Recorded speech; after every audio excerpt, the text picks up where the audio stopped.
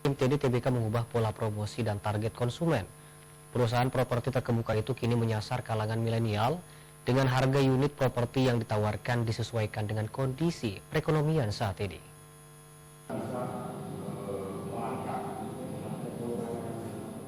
PT GMTD ikut memaparkan kinerja perusahaannya dalam talk show Selebes Virtual Business Week 2021 season kedua.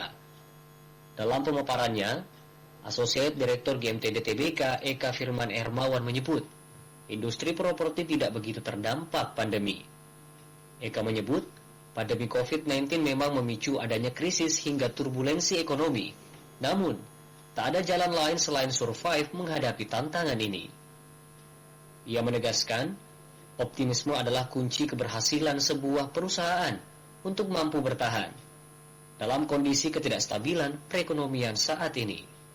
Restrukturisasi strategi diakuinya sangat perlu untuk dilakukan demi menyelamatkan perusahaan, di antaranya mengubah pola promosi yang sesuai pasar, mengubah pola promosi, serta menyesuaikan target konsumen.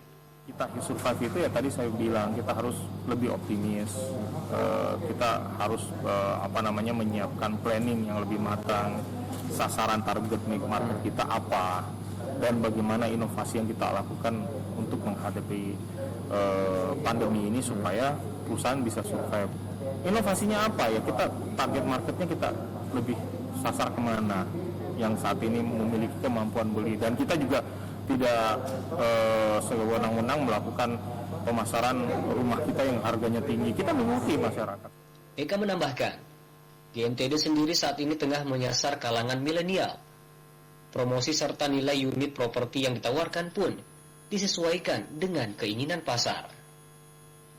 Mardianto Hamid, Selebes TV.